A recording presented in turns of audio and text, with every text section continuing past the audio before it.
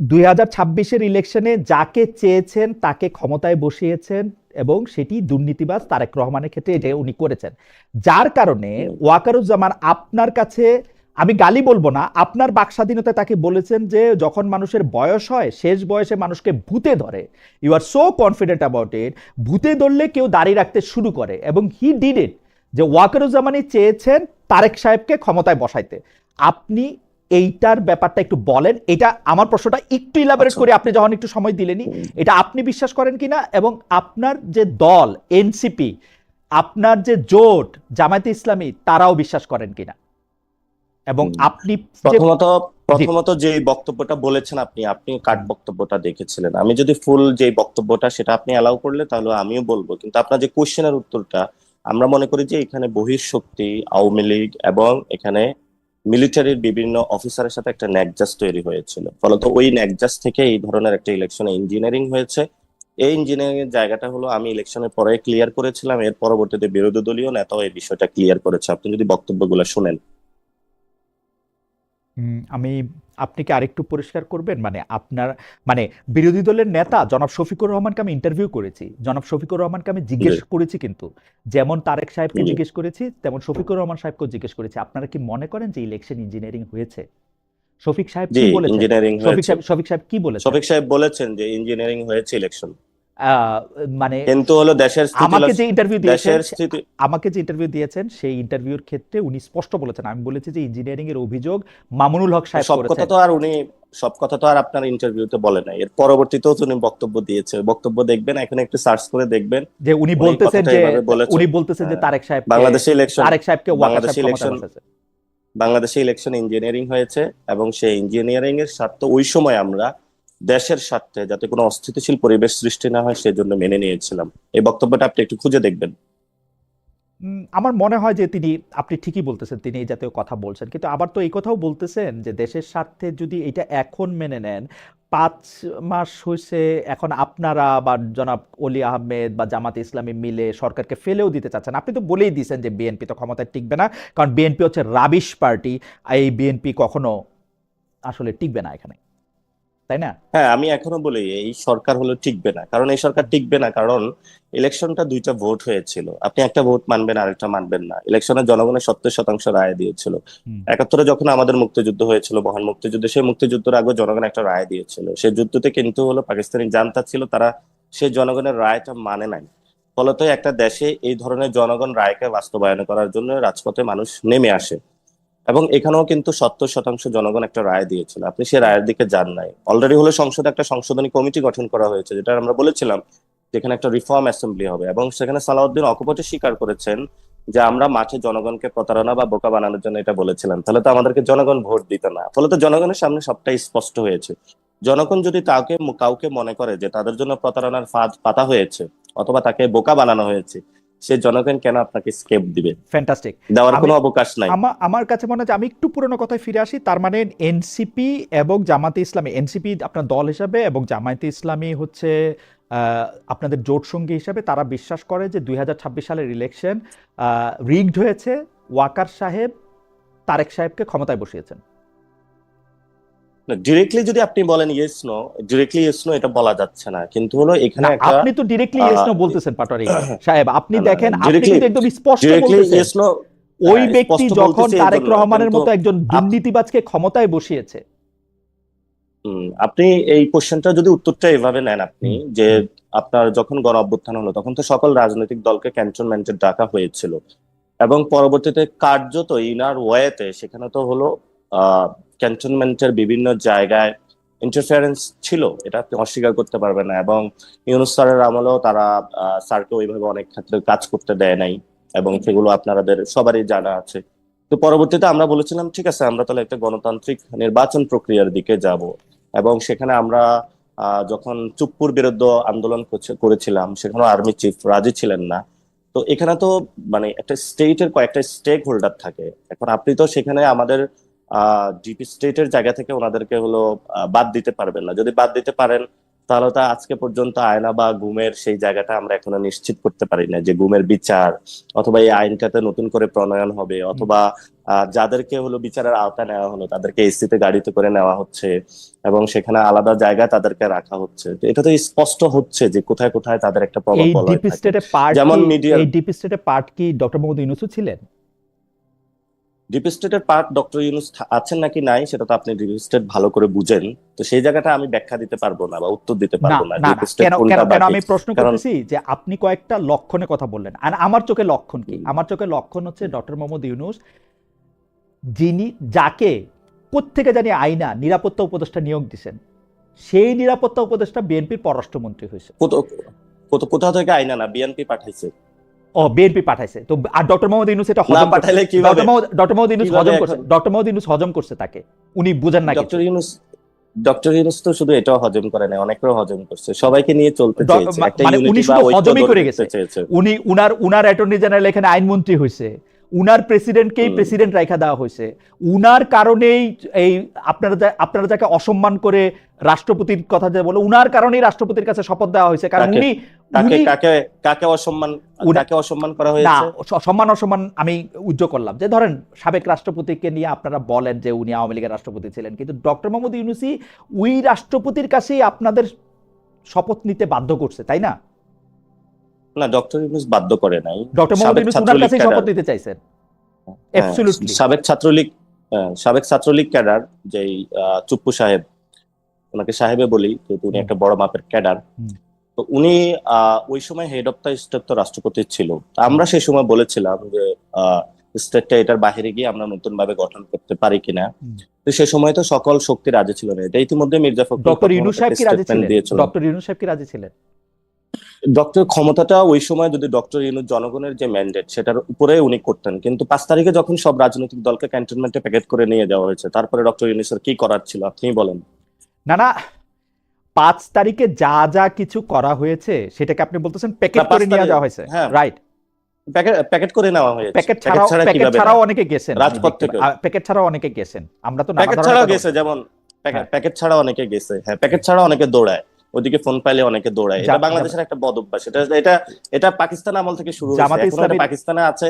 জামাত ইসলামীর প্রধান প্যাকেট সহ গেছেন, প্যাকেট করে নিয়ে গেছেন নাকি এমনি গেছেন? আপনি কেন জামাত ইসলামী স্পেসিফিক বলতেছেন? আপনি কেন স্পেসিফিক বিএনপি জামাত ইসলামীর নামটা ওয়াকারুজ্জামান, আমি বলি জামাত ইসলামীর নামটা ওয়াকারুজ্জামান সবার আগে বলছেন, সেজন্য আমি জামাত ইসলামী বলবো, তারপরে বিএনপি বলবো, তারপর জাতীয় পার্টি বলবো। আপনাদের তখনও কোনো পার্টি হয় নাই, আপনাদের মধ্যে থেকে কি প্যাকেট হয়ে গেছে, প্যাকেট ছাড়া গেছে সেটাও বলেন, একবারে সবগুলি বলে দিলাম। আমাদের থেকে কেউ প্যাকেট হয়ে যায় নাই, আমরা রাজপথে ছিলাম। ওকে, আর জামাত ইসলামী, বিএনপি, জাতীয় পার্টি? আমি তো কোনো রাজনৈতিক দল স্পেসিফিক করি না, আমি তো সব রাজনৈতিক দলে গিয়েছিল সেখানে। না, আপনি বলছেন কেউ প্যাকেট হয়ে গেছে, কেউ প্যাকেট ছাড়া গেছে, আপনি মানে কেউ স্বেচ্ছায় গেছে, কেউ স্বেচ্ছায় গেছে, কেউ নিজের ইচ্ছা গেছে, কে গেছে নিজের ইচ্ছা? সবাইকে প্যাকেট করে নেওয়া হয়েছিল। কেউ কেউ ক্যান্টনমেন্টে নিজের ইচ্ছা যায়, কার ভাল লাগে? যারা রাজনীতি করে পাবলিক আইতে, তারা তো কেউ আসলে ক্যান্টনমেন্টে যাইতে চায় না। এবং আমরা তো এটা বিশ্বাস করি যে ক্যান্টনমেন্টে হলো রাজনীতিকে ম্যাডলিং করা উচিত না, এবং যেটা বাংলাদেশে বরাবরই হচ্ছে, এটা কেউ অস্বীকার করার জো নাই যে হচ্ছে। যে আমরা চাই না এটা থাকুক। আমি একটু শিক্ষায় ফিরে আসি। আপনি অভিযোগ করতেছেন, একবার আপনি বলতেছেন যে এই ছাত্রদেরকে বাজে কথা বলেছেন শিক্ষামন্ত্রী, আরেকবার আপনি বলতেছেন ওই একই বক্তৃতার মধ্যে আপনি বলতেছেন রাজপথে যত ঝামেলা পাকানোর চেষ্টা করতেছে এইটা হচ্ছে কি নাম জানি, প্রধানমন্ত্রীর উপদেষ্টা না কি জানি, মাহাদি আমিন, উনার হলো নতুন করে খায়েশ হয়েছে শিক্ষামন্ত্রী হওয়ার, এই জন্য রাস্তায় পোলাপাইন নামাই দিছে মিলনকে পদত্যাগ করার জন্য। আমি বলবো সরকারের মধ্যে শস্যের মধ্যে ভূত আছে। আপনি এই বক্তব্যটাকে একটু ইলাবোরেট করবেন কিনা, মানে মাহাদি এই পুরা আন্দোলনটা করাইছে শিক্ষামন্ত্রী হওয়ার জন্য? হ্যাঁ, মাহাদি ভাইয়ের আমি মনে করি যে যে এখানে তার একটা খাহেশ আছে, এবং উনি শিক্ষা মন্ত্রণালয়ে অনেক স্পেসিফিক বক্তব্য দিয়ে থাকেন, এবং ভিতরে এটা অনেকের মধ্যে আলোচনা আছে মাহাদি ভাই এটা হতে চায়।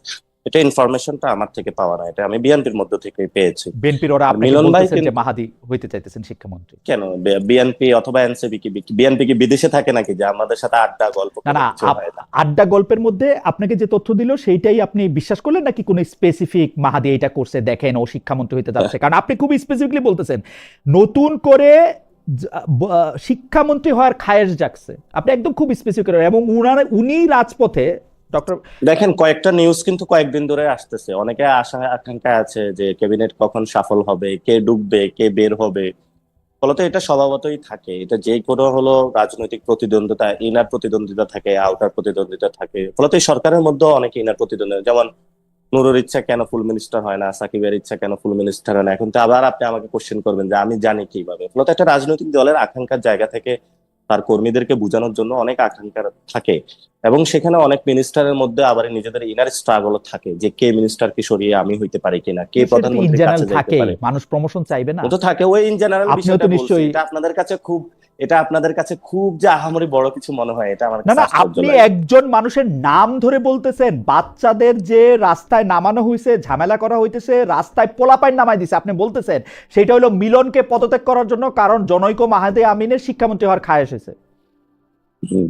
দেখেন, এখানে মাহাদি আমিন ভাই তো ঢাকা 14 ইলেকশন করতে চাইছিল, যেখানে তুলিয়াফা ইলেকশন করতে চেয়েছিল।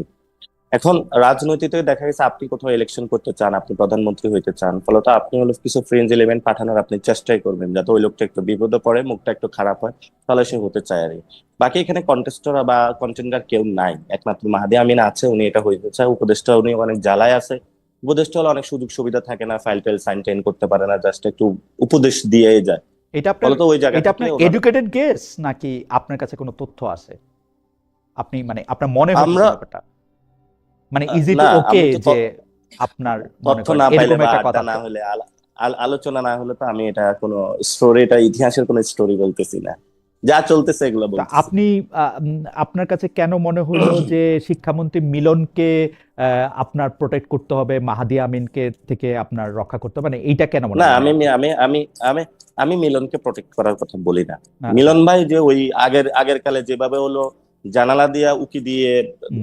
দুর্নীতি বা নকল হুম। বন্ধ করছেন, ওই এডুকেশন এটা না। আমাদের কথা ছিল হোল হোল এডুকেশন সিস্টেমটা যাতে হলো পরিবর্তন হয়, একটা সংস্কার আসে প্রথমত। হুম। দ্বিতীয় কথা হলো মিলন ভাই যেইভাবে এই জিনিসটা ট্যাকল করেছেন ওটা ট্যাকল দিতে পারেন না। এখন মিলন ভাই যেভাবে কাজ করতেছেন ওই কাজটাতে we are not the satisfied, not only we are. আমি আপনাকে কয়েকটা উদাহরণ দিতে পারবো, যেটা হলো আমার সামনে হচ্ছে ঢাকা আটে হলো আইডিয়াল কলেজের অধ্যক্ষ কয়েকজন চলে গিয়েছেন বা কয়েকজন আসছেন। স্কুল ম্যানেজিং কমিটির সভাপতি বাসাবো থানার মুস্তাফিজুর রহমান হিরুকে বানা হয়েছে, উনি হলো জবিউল্লাহ ভাই, যিনি হলো বিএনপির না, সবকিছু এটা আপনার এটা অ্যাডমিনিস্ট্রেশন। এটা আপনিও আপনার বক্তব্য আমি শুনছি। হ্যাঁ, হ্যাঁ, বলেন। হ্যাঁ হ্যাঁ, জবিউল্লাহ ভাইয়ের শ্যালক হুম। হিরু হুম। ভাইকে। হুম। তো ওইখানে হলো ওনারা পাচ্ছিল না, পরে হলো মানে আমাকে যেটা হলো টিচাররা জানিয়েছিল ওইখানের। তো পরবর্তীতে ঢাকা বোর্ডের চেয়ারম্যানকে ফোন দিয়েছে, চেয়ারম্যান বলতেছে আমি কি করব। পরে মিলন ভাইকেও ফোন দিছে, মিলন ভাই বলতেছে যে আমি কি করব ভাই, এখানে আব্বাস ভাই আমার দূরে থাকা ভালো। ভাই এগুলা খুবই ওপেন সিক্রেট কথাবার্তা, এগুলো স্কুলের হলো ক্লাস 10-এর বাচ্চাদেরকে জিজ্ঞেস করলে আপনি পাইবেন ওইখানে। এবং তারপরে আপনি বাচ্চারা যারা আন্দোলন করলো তাদেরকেও আপনি বললেন যে পোলাপানরে ঝামেলা করতে মাহাদি আমিন নামাইছে, মানে বাচ্চাদের আন্দোলনের আসলে সেই অর্থে কোনো ইচ্ছা ছিল না। মানে যেহেতু ভাই মাহাদি আমিন আন্দোলন নামাইছে। আন্দোলন আন্দোলন না, একটা হলো আন্দোলন তো বিক্ষুব্ধ করা হয়েছে, মিলন সাহেব ব্রয়লার মুরগি বলে তাদেরকে বিক্ষুব্ধ করেছেন, হুম। এবং তাদের ইলজিক্যাল কিছু সিদ্ধান্ত তাদের উপরে চাপিয়ে দিয়েছেন। হুম। এটা যেমন সত্য, প্রত্যেকটা আন্দোলনে কিছু হলো বিভিন্ন স্টেক হোল্ডার ঢুকে পড়ে, আর এক একজনের এক একটা স্বার্থ। এখন দেখেন ওই স্বার্থ থেকে ফসলটা কে তুলতে চায় আর কি। ঠিক আছে, মিলন ভাই গেল, তারপরে ফসলটা কে ঘরে পাইতে চায়? সেইটা ফলত আপনার যিনি ফসলটা ঘরে পাইতে চায় সেইটা যে তিনি ফসলটা তো ঘরে হয়তো পাইতে চায়, কাজ এইটা করেন। হচ্ছে আপনার ডিডাকশন হচ্ছে যে এটা মাহাদি আমিন পাইতে চায়, সেই জন্য মাহাদি আমিন এই ইয়েস, ঝামেলাগুলি করতেছে, এটা শস্যের ভিতরে ভূত, এইটার ইয়েস, সিস্টেম। ইয়েস, এবং আপনি শস্যের ভিতরে ইয়েস। আরো ভূত দেখলেন।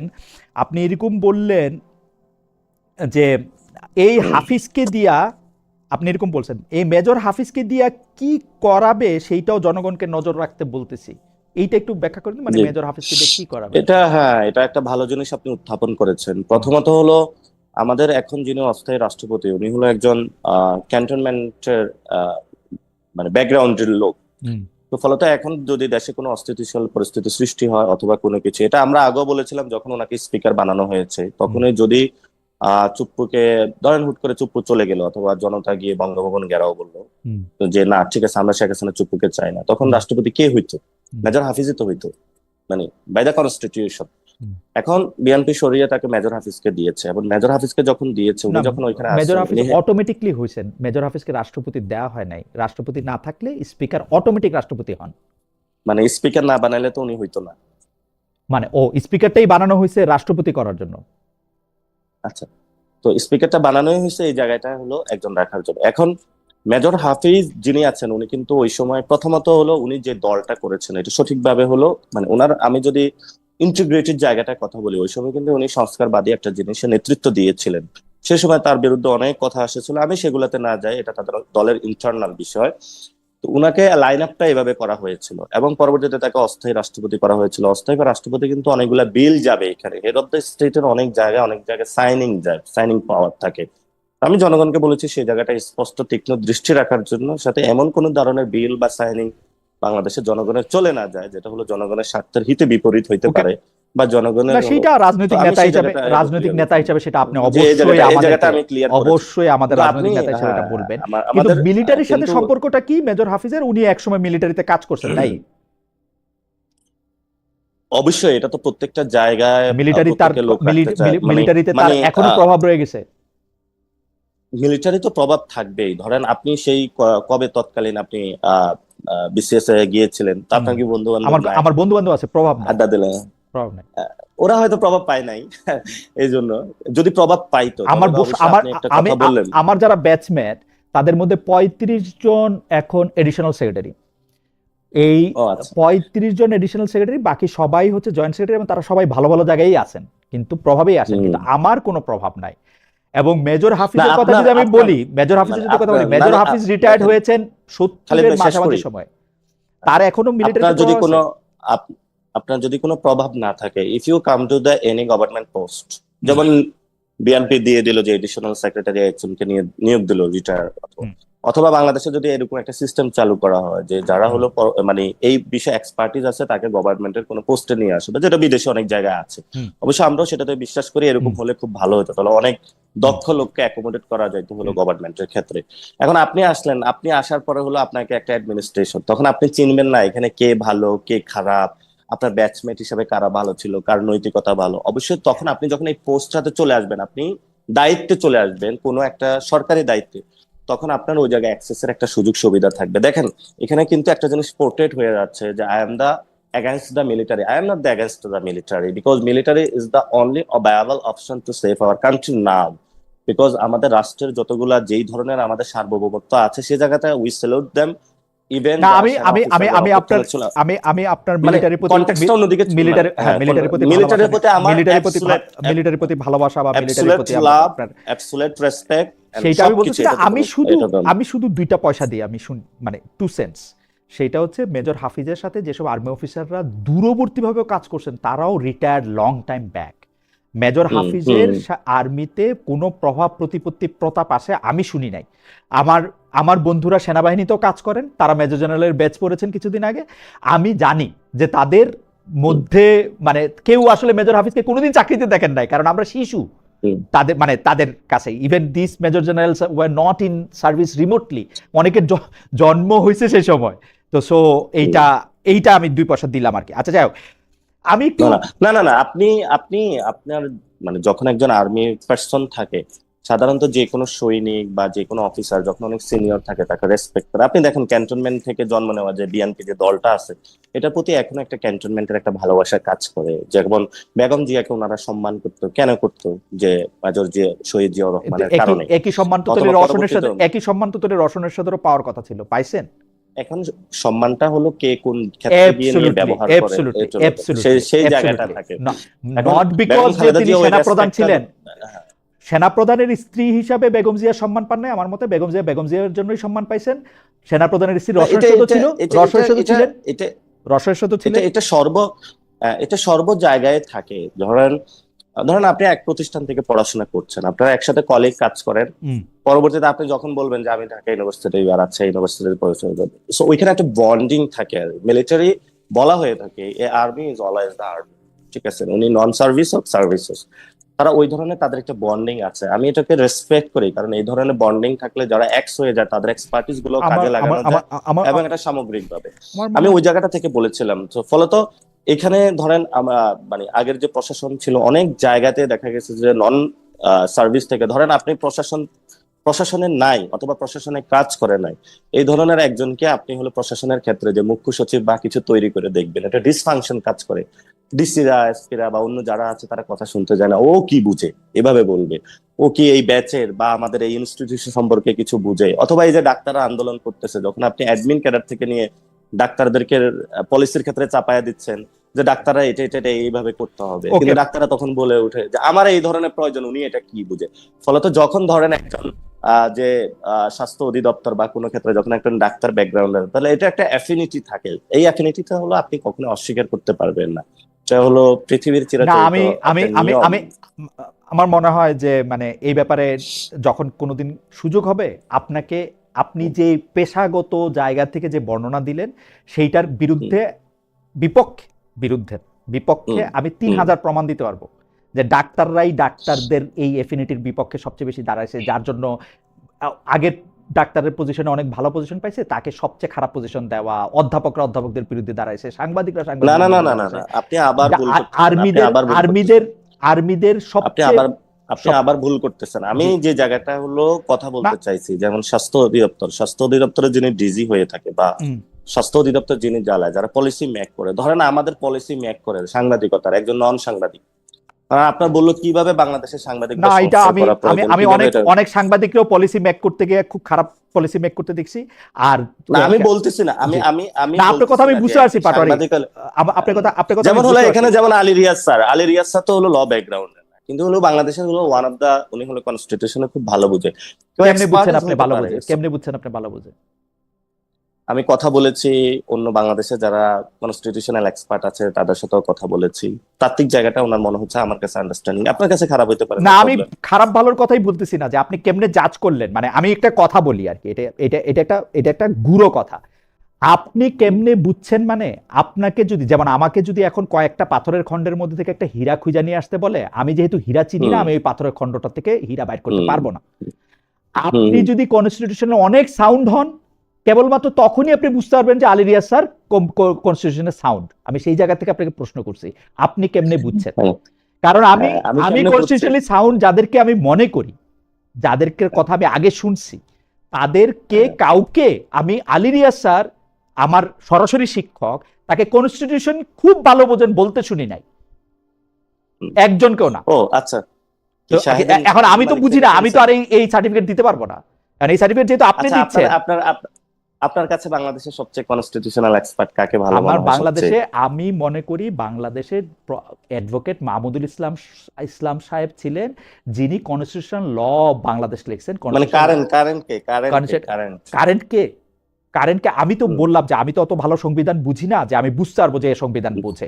তাহলে আপনি তো আমাকে হীরার আমাকে টুকরা খুঁজতে আমাকে পারেন। আমাকে আমাকে আমাকে মানতে হবে কার কথা, যিনি আইন এবং সংবিধান নিয়ে প্র্যাকটিস করেন।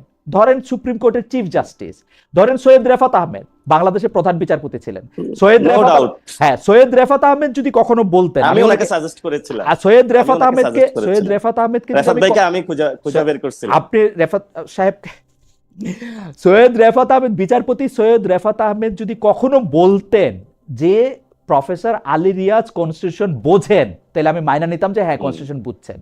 বর্তমান যিনি চিফ জাস্টিস আছেন বিচারপতি জুবায়ের, উনি যদি বলতেন যে ওই আলী রিয়াজ সাহেব ভালো কনস্টিটিউশন বোঝেন, আমি মাইনা নিতাম। যারা এই যে আক্তার ইমাম সাহেব আছেন, শাহাদিন মালিক হুম, আছেন, যারা এটা নিয়ে প্র্যাকটিস করতেছেন, তারা যদি বলতেন আমি মাইনা নিতাম। আমি কি আপনার প্রশ্ন জবাব দিতে হুম। পারলাম? পারলেন, কিন্তু ওনারা জুলাই সনদ বা রিফর্ম, বাংলাদেশে তো একটা কনস্টিটিউশনাল মৌলিক পরিবর্তন হওয়ার দরকার, ওই জিনিসটা কখনো উপলব্ধি করতে পারলেন না আর কি। মানে ওয়েল আচ্ছা ঠিক আছে, সেটা আরেকটা তর্ক। আমি আমি আমি ওই ওই ওই আমি ওই একটু জায়গাটা ফরেন বলতে পলিসিতে চাইছিলাম আসি, আর আমি কি। একটু ফরেন পলিসিতে আসি। আচ্ছা, আপনি ঠিক আছে, আসুন। বাংলাদেশের ফরেন পলিসির যে জায়গায় মানে মানে যে জায়গায় বাংলাদেশের ফরেন পলিসি যারা প্রণয়ন করতেছেন তাদেরকে আপনি অবুঝ দেখতেছেন এবং সেইটাকে আপনি খারাপ মনে করতেছেন, সেই ফরেন পলিসিটা হচ্ছে আমাদের কোনো শত্রু নাই, সবাই আমাদের বন্ধু। আপনি এটারে ব্যাখ্যা হুম। করতেছেন পাগলের কোনো শত্রু থাকে না। পৃথিবীর একটি দেশ আপনি দেখাইতে পারবেন ইসরায়েল ছাড়া যে ফরেন পলিসিতে কাউরে শত্রু হিসাব করে কথা বলে? শুনুন, আপনার অ্যাজ এ আওয়ার কনস্টিটিউশন, আমরা তো বলি আমাদের কোনো শত্রু নাই, সবাই আমাদের বন্ধু। হ্যাঁ এটা কিন্তু আপনি বলতেছেন কিন্তু এটা গত পাগলের সতেরো মতো বছর কথা। হ্যাঁ, কিন্তু গত 17 বছর আপনি বলেছেন কেন যে ভারত রাষ্ট্র চালাচ্ছে, ভারতের সাথে আপনার সম্পর্ক নাই, ভারতের বিরুদ্ধে আপনি হ্যান করে ফেলবেন, ত্যান করে ফেলবেন, কেন বলেছেন আপনি? বুঝি নাই। ওরা কেন বলেছেন ওদের ওদের হাতে গোলামের জিঞ্জির, আমাদের হাতে স্বাধীনতার পতাকা? কার কথা মানে বলতেছেন? আপনি যদি বিএনপির, আমি যদি হুম, বিএনপির কথাই বলি, হুম, বিএনপি তো গত 17 বছর হলো বাংলাদেশের সেই অনেক আগ থেকে হ্যান করে ফেলবেন, ত্যান করবেন, তাহলে আপনি ভারতের সাথে কেন শত্রুতা সৃষ্টি করেছেন? হুম, আমি বলি না যে বন্ধুত্ব করতে হবে। হুম, আপনি আপনি আপনি দুনিয়ার সব পক্ষকে খুশি রাখতে পারবেন না। আপনার হুম। একটা পক্ষে যখন আপনি অ্যাডভান্টেজ পাবেন, অপর পক্ষে আপনার কিছু লুজ হবেই। কিন্তু আপনি যখন নিয়ম বানাবেন যে ঠিক আছে সবাই পৃথিবীতে ইকুয়াল, কিন্তু ভারতের সাথে আপনার শত্রুতা সাথে তো করছে বিএনপি ক্ষমতায় থাকতে, আমার এরকম কোনো মানে জানা নাই। আপনার কোনো কিছু জানা আছে এরকম? আমি আমি ক্ষমতা বলি না, আমি গত 17 বছর বলছি। না, বিরোধী দলে থাকলে আপনি অনেকে দেখেন, করে। বিরোধী দলে থাকলে না শেখ হাসিনাও ইন্ডিয়াতে বিরোধী গ্যাস দল রপ্তানি হইতে দেয় নাই। ভারত বিরোধী থাকলেও করে, বিএনপি সরকারি চাইছিল, মানে আপনি যে গ্যাস কথাটা রপ্তানি। বলেছিলেন জি। যে সবার সাথে খুবই সুন্দর সুন্দর একসাথে করে, আপনার কোথাও অ্যাডভান্টেজ আসলে কোথাও ডিসঅ্যাডভান্টেজ আসবে, কোথাও একজনের স্বার্থ ভালো হলে ফরেন আরেকজনের স্বার্থ পলিসিতে আমরা ক্ষুণ্ণ বলবো হবে। যে অমুক আমার শত্রু আর কেউ বন্ধু না, নাইলে আমাকে পাগল না, বলবেন আমরা তো আপনি। আমরা আমরা তো কাউকে বলি নাই যে আমাদের আপনি কেউ বন্ধু বা বলছেন, শত্রু। আমরা কাউকে আপনি চিহ্নিত বলছেন যে করেছি? এই ফরেন পলিসি নেই, সেটা কোন পাগলের কাজ। দেশকে, কোন কোন দেশকে আমরা দেশের কথা শত্রু আমি বলি চিহ্নিত নাই, করেছি? আপনি বলছেন না, পাগল। কিন্তু আপনি পাগল যদি একটা দেশকে, একটা পকেটে ঢুকানোর চেষ্টা করেন, তাহলে আপনি কি করবেন বলেন? মানে একটা আপনি যদি একটা দেশকে দেশকে একটা পকেটে ঢুকানোর আপনি চেষ্টা করে। আমি যুদ্ধ মানে আপনি আমি যদি যদি সত্যি মনে আমি করি এটা যে এটা একটা এটা দেশ একটা কখনোই দেশের আমরা যুদ্ধ, মনে করি আমি আমাদের কূটনৈতিক সম্পর্ক ছিন্ন মাল্টি করব তার রিলেশন সঙ্গে। থাকা সম্ভব। কূটনৈতিক সম্পর্ক ছিন্ন না, করব। এটা বাংলাদেশের এখন যে পরিস্থিতি আছে, দেখেন আমাদের 3 দিক দিয়ে ভারত ঘেরাও করা। হুম, একটা হলো আমাদের ওপেন প্লেস আছে, সেটা হলো বে অফ বেঙ্গল। হুম। সেখানে বে অফ বেঙ্গলটাতে আমরা চাই না হলো নতুন কোনো পরাশক্তির এখানে হলো জিওপলিটিক্যাল আসপেক্ট থেকে কোনো সংঘাতের সৃষ্টি হোক। ঠিক আছে, আমরা ব্যবসা বাণিজ্য, সায়েন্স টেকনোলজি শেয়ারিং এ আমরা আছি, স্টুডেন্ট পাঠাচ্ছি, তারা আসতেছে। আপনি যখন সবার সাথে সম্পর্ক ছিন্ন করে একদিকে চলে যাবেন এবং সেখানে হলো ফুল জিনিসটা একজনকে ওপেন করে দিবেন উইদাউট এনি কন্ডিশন, অথবা আমাদের স্বার্থটা না দেখে, সেখানে তো অবশ্যই আমরা কথা তুলবো। আপনি মানে টোন কি হইতে পারে সেটা তো আমাকে কথা বলেন। না আমি না, আমি বক্তব্যের শুরুতে বলেছিলাম, আমি আপনি কিন্তু বক্তব্যের জনাব পাটোয়ারি, আপনি কিন্তু আমার প্রশ্নের যে উত্তরটা আপনার মতো করে দিতেছেন, কিন্তু আমি আশা করি যে আপনার মতো এরকম একজন ইন্টেলিজেন্ট এবং বাগ্মী আমাকে সরাসরি প্রশ্ন উত্তর দেন। আপনার কাছে কি মনে হয় যে আমাদের ফরেন ঠিক পলিসির আছে, তাহলে মধ্যে আপনি বলেন ইয়েস ফরেন নো, আমি কোশ্চেন উত্তর দিব। ইয়েস নো তো বলার দরকার নাই, যে আপনি আবার আরেকটা কথা বললেন। আমি আপনার কাছে জানতে চাইছি আমাদের ফরেন পলিসিটা হচ্ছে সকলের সঙ্গে মানে কারো সঙ্গে শত্রুতা নয়, সকলের সঙ্গে বন্ধুতা, সেইটাকে আপনি বলতেছেন পাগলের সাথে আপনি তুলনা দিচ্ছেন। আমাদের ফরেন পলিসিটা কি হওয়া উচিত আসলে? মানে এটাই ফরেন পলিসি হওয়া উচিত এবং সেটাই আপনি করেন। হুম। তাহলে আপনি তো সেটা করছেন না। আপনি আপনি তো বলতেছেন যে এইটা করা উচিত, সেটা বলতেছেন না তো। আপনি বলতেছেন সকল কাউরে শত্রু না বলাটাই পাগলের লক্ষণ। তো সকলের শত্রুতা, আপনি হচ্ছে সেই জিনিসটা করতেছেন না। আপনি একটা দেশের পকেটে ঢুকে যাচ্ছেন, এটা তো ঠিক না। তা আপনি বলেন যে আপনি তো যে জিনিসটা আপনি ফরেন পলিসিতে বলতেছেন সেটা আপনি করতেছেন না, সেইটা হলো একটা কথা। কিন্তু আপনি বলতেছেন সকলের সঙ্গে বন্ধুত্বের পলিসিটাই পাগলের পলিসি। না, আমি ওই পলিসি নিয়ে কথা বলিনি। আমি বলছেন তো, বলেছি যে আপনার বলছেন। তো, না আমি আমি কনস্টিটিউশনাল পলিসিতে কথা বলি না, আমি কনস্টিটিউশনাল পলিসিতে বিশ্বাস করি। ইভেন আমরা যখন কনস্টিটিউশন পরিবর্তন করব, যা নতুন করে রিরাইট লিখবো, আমরা এটাই রাখবো, আমরা সবার সাথে সম্পর্ক সুন্দর রাখবো।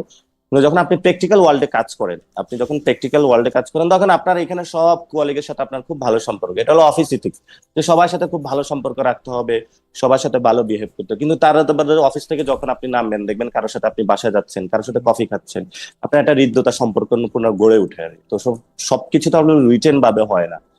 আমি এটা রিটেন আমি নাই, আমি এমন আমি আমি কতগুলো অবশ্য সম্পর্ক আমি অবশ্য দিকে আমার যাচ্ছে। আমি আপনি অবশ্য মনে হয় আমার আনসারটা পেয়েছেন, ইচ্ছে আমি আরো আমি খোলাখুলি জানি না, ভাবে মানে দিতে আমি পারবো না। আমি হয়তো আপনি তো আনসার দিলেনই, বেশ কয়েকবারই দিলেন, আমি বুঝতে হুম, পারি না, এটা আমার ব্যর্থতা। হুম। আমি প্রসঙ্গ মানে আমি কি প্রসঙ্গটাতে আমি কি প্রসঙ্গ- আরেকবার চেষ্টা করবো নাকি এটা স্কিপ করবেন?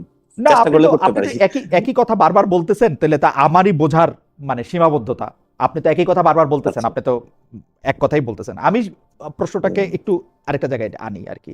সেইটা হইলো যে হ্যাঁ, ভারত প্রসঙ্গে যেহেতু আপনি কথা বলতেছেন, আপনি গিলে খাওয়ার কথা বলতেছেন, আপনি 1971 সাল থেকে 2026 সাল আজ অব্দি আপনি হুম। ভারতের সাথে করা কোন চুক্তিগুলি খারাপ এবং কোন চুক্তিগুলি বাতিল হয়েছে সেইটার কথা কি আপনি বলতে পারবেন? আমি কনটেক্সটটা বলি। আসিফ মোহাম্মদ হুম, সজীব ভুঁইয়া উপদেষ্টা থাকাকালে একবার বললেন ভারতের সাথে 10টা চুক্তি আমরা বাতিল করছি। হুম। সেইটা পররাষ্ট্র উপদেষ্টা বললেন টাটারলি ফলস, ভারতের সাথে কোনো চুক্তি বাতিল হয় নাই, কোনো সরকারি কোনো চুক্তি আসলে ভারতের সঙ্গে বাতিল করে নাই, এখন পর্যন্ত করে নাই। ডক্টর মোহাম্মদ ইউনূস ক্ষমতা আসার পরে যে আন্তর্জাতিক সিদ্ধান্তটা সবার আগে নিয়েছেন সেটা হচ্ছে আদানির টাকা পরিশোধ করা এবং ভারতের চুক্তিগুলিকে এজ ইট ইজ নিয়ে যাওয়া। তাইলে আপনি জি বা আপনারা যারা ওই সরকারকে আমাদের সরকার বলতেছেন, আপনাকে আমি দেখতেছি 2 দিন আগের বক্তৃতাও ওই সরকারকে বলতেছেন আমাদের সরকার, তো সেই ব্যাপারটা আপনারা কিভাবে ব্যাখ্যা দিবেন যে আপনারা যে কোনো না, চুক্তির কোনো পরিবর্তন করেন না, কোনো ওই চুক্তি সরকারটা সামনে আনেন আমি না, কোনো চুক্তি বাতিল করেন না? হ্যাঁ, ওই সরকারটা শুধু আমি আপনি সবারই সরকার ছিল, সবাই ওটাতে হলো মেনে নিয়েছিল, কোনো দল নাই যে বাংলাদেশে মানে নাই, এবং সবাই ওই সময় খুব স্বতঃস্ফূর্ত ছিল। পরবর্তীতে কেউ যদি পোস্ট না পাইছে, অনেকে যারা এক্সপার্টিস আছে বলছে সরকারের উপদেষ্টা হইতে হবে, ওটি একটু রাগান্বিত হয়েছে। কেউ বলছে যে আমি হলো এই মন্ত্রণালয়ে যাব, অমুক জায়গায় সচিব হইতে চাই, এই কাজ করতে চাই, ফলে তো অনেকে বিভিন্নভাবে বিক্ষুব্ধ হয়েছেন, রাগ হয়েছিলেন, সবারই ইন্টারেস্ট ছিল। আমাদেরও কাছে অনেকে যোগাযোগ করছে, মনে করছে যে আমরা খুব পাওয়ারফুল, এই অর্ডার নিয়ে আসতো, ওই অর্ডার নিয়ে আসতো, সবগুলা রেখে দিতাম টেবিলের নিচে, বা এই সক্ষমতা আমাদের নাই। আমাদের সরকার বলতেছি গণঅভ্যুত্থানে একটা সরকার হয়েছিল, এই সরকার কিন্তু পুরো জনগণের সরকার। আমি যদি নিজেকে জনগণ চিন্তা করি সেই জায়গাটা আমি বলেছি, এটা নট দ্যাট এনসিপি সরকার। অনেকে পরে ওন করে নাই, আমাদের দায়বদ্ধতা ছিল এই ওন করেছি আমরা, কারণ আমরা কমিটমেন্ট থেকে লড়তে পারি নাই, সেই জন্য বলছে আমাদের সরকার। কিন্তু এটা তৌহিদ ভাই ভালো বলতে পারবে, উনি কেন বাতিল করে নাই। যেমন আমাদের মহেশখালী না জোনের মানে যে ইউনূস জায়গাটা, সাহেবকে, ইউনূস সাহেব বলতে পারবেন না? ইউনূস সাহেব বলতে পারবেন না? বেশি যিনি মন্ত্রণালয়ে কাজ করে উনি বলতে পারবেন। এখন আপনি যদি বলেন যে মানে আমি তারেক আমি রহমান আমি কি পার্সোনালি তারেক রহমান কি মনে ভালো করি কি, জানে, হ্যাঁ অবশ্যই তারেক রহমান ভালো জানে। আমি সবকিছুর জন্য তারেক তার সাহেবকে মানে তারেক রেসপন্সিবল মনে করি, রেসপন্সিবল মনে করি ফরেন হ্যাঁ পলিসির ক্ষেত্রে রেসপন্সিবল অবশ্যই। রেসপন্সিবল মনে করি যদি সবকিছুর আনসার জন্য। আনসার যদি যদি আনসার পাইতে চান, তাহলে হলো মনে হচ্ছে যে ওই সময় তৌহিদ ভাই এটা ভালো বলতে পারবে আর তৌহিদ ইফ ইউ সাহেব, ক্যান তৌহিদ সাহেবকে আমি কোট করছি, তৌহিদ সাহেব বলছেন একটি চুক্তিও বাতিল হয় নাই। আসিফ মোহাম্মদ সজীব ভুঁইয়ার মানে যে জায়গা সেটি 2025-এর 22 অক্টোবর উনি বলতেছেন যে উনি ফেসবুকে স্ট্যাটাসে যে কথা বলছেন সে কথা ঠিক না, এটা তৌহিদ তাহলে সাহেব তাদেরকে বলছেন। আক্স করুন। হ্যাঁ এখন ওনাদের ওইখানে কি হয়েছে, ওই ক্যাবিনেটেও আমি ছিলাম না, আমি হয়তো খোঁজ নিলে জানতে পারবো। এখন যদি আমি আসিফ মাহমুদ হইতাম তাহলে উত্তর দিতে পারতাম যে তৌহিদ সাহেব এটা বলছে, অথবা আমি তৌহিদ সাহেব হলে আমি উত্তর দিতে পারতাম আসিফ সাহেব এটা বলছে। এই জন্য আমি যে আহ, দুজনের কেউ না, আমি কিভাবে এটা উত্তর দিব?